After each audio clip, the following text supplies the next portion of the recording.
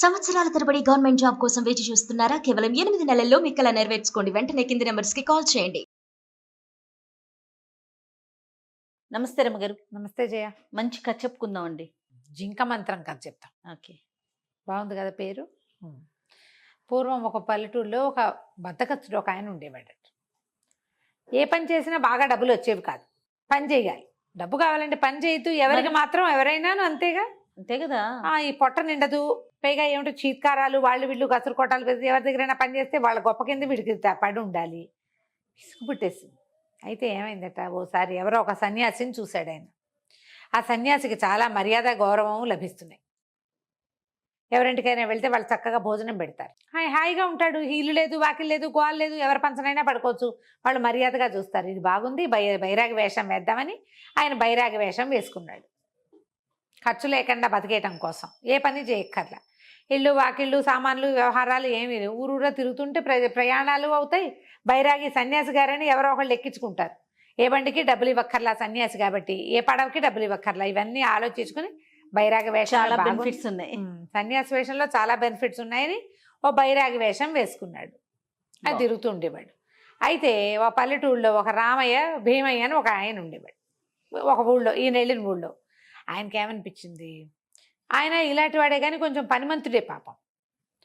ఈ బైరాగ్ గారు వెంటపడ్డాడు. బాబు మీ శిష్యుడిగా చేర్చుకోండి నన్ను, నాకు ఎవరైనా సన్యాసులకి వాళ్ళకి సేవ చేసుకోవాలని ఉంది అని బాగా అడిగాడు. మంత్రోపదేశం చెయ్యండి, మీ వెనకాల ఉంచుకోండి, నేను మీకు సాయం ఉంటాను, మీ సామాన్లు మోస్తాను, మీరు ఎక్కడికి వెళ్తే అక్కడికి వస్తాను, నాకేం ఇల్లు వాకిలి లేదు, పెళ్ళాం పిల్లలు లేరు, మీతో ఉంటా మీతో ఉంటా మీతో ఉంటా అంటే ఆ బైరాగ్ గారు అంటే వీటెక్కడ పీడరా బాబు, నాకు నేనేదో ప్రశాంతంగా హాయిగా కులాసాగా కడుపు నింపుకుందామంటే మళ్ళీ వీడున్నాడు కదా తా దూరకు అంతలేదు, మెడకో డోల్ లాగా. మళ్ళీ ఈ డోల్ని నేనెక్కడ తీసుకెళ్తానండి, అబ్బాయి నాతో ఉంచుకోను, ఎవరిని నేను శిష్యుల్ని మెయింటైన్ చేసే అలవాట్లేదు, నీకు మంత్రం చెప్తానన్నాడు. సరే మంత్రం చెప్పమన్నాడు. మంత్రం ఏం మంత్రం చెప్పాలి, ఈయనకే ఏమీ రాదు. దూరంగా చూస్తే ఇది కొంచెం అడవి ప్రాంతం, ఆ ఊరు నుంచి ఈ ఊరికి వెళ్ళే దారి అనమాట. ఇంకో ఊరు వెళ్తున్నాడు ఆయన. ఆ దూరంగా ఒక జింక కనపడింది. జింక కనిపించేసరికల్లా ఈయన జింకను చూసి బాగా చూసి, అబ్బాయి జింక ఏం చేస్తుందిరా అన్నాడు. అది అప్పుడే ఏం చేస్తోంది, ఓ చెట్టుకి దగ్గర నిలబడి నడును రుద్దుకుంటోంది. పొట్ట రుద్దుకుని అవి దురద పుడితే ఏం చేస్తే బరగ్గా ఉండి చెట్టుకి వస్తాయి, వీపు రుద్దుకుంటోంది బాబు స్వామి అని చెప్పాడు. సరే ఇప్పుడు నువ్వు చూడు మంత్రం చెప్తా, కళ్ళు మూసుకో అన్నాడు. కళ్ళు మూసుకొని నువ్వు రుద్దేది నాకెరికే, నువ్వు రుద్దేది నాకెరికే, నువ్వు రుద్దేది నాకెరికే, ఇది 3 సార్లు అను అన్నాడు. వీడు ఈయన ఈ భీమన్న గారు నువ్వు రుద్దేది నాకెరికే, నువ్వు రుద్దేది నాకెరికే, నువ్వు రుద్దేది నాకెరికే అన్నాడు. ఆ కళ్ళు తెరు, ఇప్పుడు చూడన్నాడు. కళ్ళు తెరిస్తే ఆ జింక వీళ్ళకేసి చూస్తుంది. ఇప్పుడు ఏం చేస్తోంది జింక అని అడిగాడు బైరాగ్ గారు. జింక మన కేసు చూస్తోందండి అన్నాడు. అయితే నువ్వు చూసేది నాకెరికే అని 3 సార్లు అనమన్నాడు.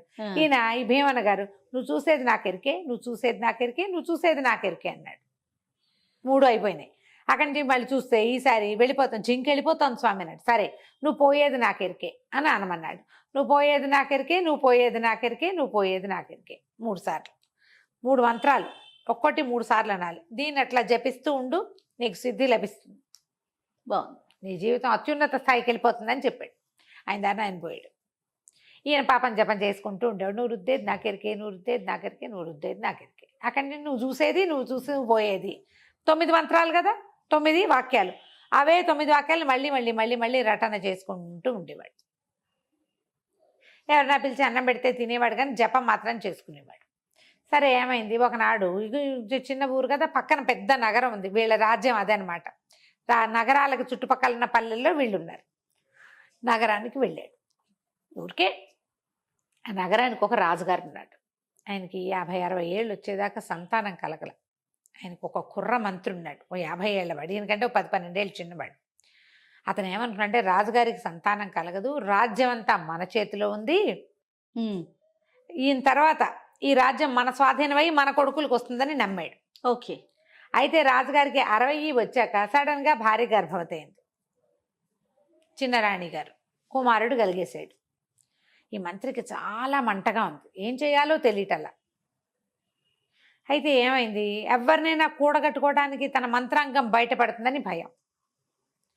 సరే రాజుగారికి రోజు క్షవరం చేసే, రోజు కాదు వారానికి ఒకసారి క్షవరం చేయించుకునేవాడు ఆయన, వారానికి 2 సార్లు ఏమో క్షవరం చేయించుకునే మంగల్ని పట్టుకున్నాడు. ఆ మంగల్ని తన ఇంట్లో అన్ని క్షవరాలకి పిలిచి వాడిని బాగా మేపి అరే నువ్వు ఒక పని చేయాలిరా, ఈసారి గడ్డం గీసేటప్పుడు ఒక కత్తి ఘాటులాగా రాజుగారి మెడగర కొట్టే, పొరపాటున జరిగింది, నీకు ఒక జాగీరిస్తాను, నీకేం భయం లేదు, నేను కాపాడుతానని చెప్పాడు. చెప్తే భయపడిపోయాడు మంగలయ్య. బాబోయ్ నేను మీద పడి చంపేస్తారండి, అంగరక్షకులు ఉంటారు, అంతమంది ఉండరు. పొద్దున్నే షేవింగ్ అప్పుడు ఒకడో ఇద్దరు ఉంటాడు. వీడు ఆస్థాన మంగలి 5 తరాలుగా వాడే మంగలి, బార్బరు ఒకడే ఉంటాడు, మార్చరు సాధారణంగా. అవును కదా, వెళ్ళి చాకళ్ళని బార్బర్లు వీళ్ళని మార్చరు. వాళ్ళు రజకులు వాళ్ళే ఉంటారు, వీళ్ళు నాయులు పారంపర్యంగా చేస్తూ ఉంటారు కదా రమ్మగారు. చేస్తూ ఉంటారు. మిగిలిన వాళ్ళు మారినా వీళ్ళిద్దరూ మారేది ఉండదు. స్వర్ణకారులు కూడా పాతకాలంలో సొన్నారులను కూడా మార్చేవాళ్ళు కాదు, అదే కుటుంబంతో అటాచ్మెంట్ ఉండేదన్నమాట. అయితే ఏమైంది, మంగళతనకు భయం వేసింది చాలా. ఆ జాగీర్ మీద ఈ రోజువారీ మంత్రి గారు తనకి ఇంటికి పంపించే సంబారాల మీద మంచి ఆసక్తిగా ఉంది. సరే ఒకనాడు దానికి ముహూర్తం పెట్టుకున్నారు వాళ్ళు. ఆ ఒకనాడు ఏమైంది, ఈ భీమన్న గారు అక్కడికి వెళ్ళే నాడైంది. ఓహో, అది అంతఃపురానికి ఒక పక్కన ఇట్లా పంచలాగా ఉంది. అది ఇళ్లలో చేసుకోరు కదా క్షవరాలు, బయట ఒక పంచలాగా ఉంటుంది. ఆ పంచదయలో నిలబడి కత్తి నూరుతున్నాడు ఇతను. రాజుగారు కొంచెం సింపుల్ బట్టలు వేసుకుని తువ్వాలు కప్పుకొని రావాలి, వస్తాడు. ఇంకా ఈ కత్తి నూరుతుంటే ఈయన ఏం చేశాడు, ఈ భీమన్న గారు ఆ దారిలో నడుస్తూ పంచ కొంచెం కాస్త ఎండెక్కుతోందనమాట. ఆ పంచ దగ్గర ఉన్న చెట్ల నీడలో నిలబడి నువ్వు రుద్దేది నాకెరికే అన్నాడు 3 సార్లు. అనేసరికి గీస్తున్నవాడు ఉలిక్కిపడ్డాడు. ఏంటి ఎవరో అంటున్నారు అని తలకాయ ఎత్తి చూసేసరికి నుంచున్నాడు కదా, నువ్వు చూసేది నాకెరికే అన్నాడు. అనేసరికి అలా భయం వేసింది మంగళకి. అయ్యి బాబోయ్ రుద్దేది చూస్తున్నాడని అక్కడి నుంచి లేచి వెళ్ళిపోయాడు, అవతలకి వెళ్ళిపోయాడు. నువ్వు పోయేది నాకెరికే అని మళ్ళీ వినపడింది. ఇవన్నీ ఫ్రాక్షన్ ఆఫ్ సెకండ్స్లో జరిగినాయి. అడిలిపోయాడు. అమ్మో ఈయనెవరో మహానుభావుడు, ఈయన ఎట్టా ఉన్నాడు, అప్పటికి కొంచెం గడ్డం అది పెరిగి కావిగుడ్డలు కట్టుకుని అట్లాగే చూస్తున్నాడు. ఈయన చూటల్లా నిజానికి ఈయనేమిటి తదేక దీక్షతోటి మంత్రం చదివేటప్పుడు ఏముంది, మనం చుట్టూతా చూసేది ఉండదు, మంత్రం మీదే ఉంటుంది. అవునవును, కళ్ళు చూస్తున్నాయి, కానీ ఆయన చూస్తున్నాడో లేదో వీడికి తెలియదు, చూస్తున్నాడని నమ్మాడు. అడిలిపోయి పరిగెత్తేసరికి వీడు పరుగు మొదలు పెట్టేసరికి రాజుగారు ఆ పంచగుమ్మంలో నుంచి లోపలికి వచ్చాడు, పంచవైపుకి ఈ వరండాలోకి వచ్చాడు. వచ్చేసరికల్లా ఆ మంగలి కత్తి పొది పుచ్చుకొని పరిగెత్తేస్తున్నాడు. అరే ఎక్కడికి రా పరిగెడుతున్నావు, గడ్డం చేయకుండా పారిపోతున్నాడు, పట్టుకోండి రా అన్నాడు. అక్కడ ఇక్కడ ఉన్న సైనికులు పొద్దున్నే తీరిగి అందరూ తాపీగా ఉంటారు. రాజుగారి కేకలు పెట్టేసరికి వాళ్ళు పరిగెత్తుకుంటూ వెళ్ళి ఆ మంగల్ని పట్టుకొచ్చారు. రాజుగారు ఏమిరా చేయకుండా పారిపోతున్నావు అంటే, బాబు నేను ఈ తప్పు చేయనండి, క్షమించండి, నన్ను తప్పేంట్రా, నువ్వు రోజువారీ చేసేదే కదా ఇది అనేసరికి బాబోయ్ నన్ను క్షమించండి నాయనా, నేను ఇంకెప్పుడు ఇలాంటి పనికి ఒప్పుకోను, వెధవాసి పడ్డాను. వాడికి రాజుగారు తను ఏం అడుగుతున్నాడో అర్థం కాల. ఆ ముందు మంత్రం తాలూకు వ్యవహారం మీదే హడిలిపోయి ఉన్నాడు.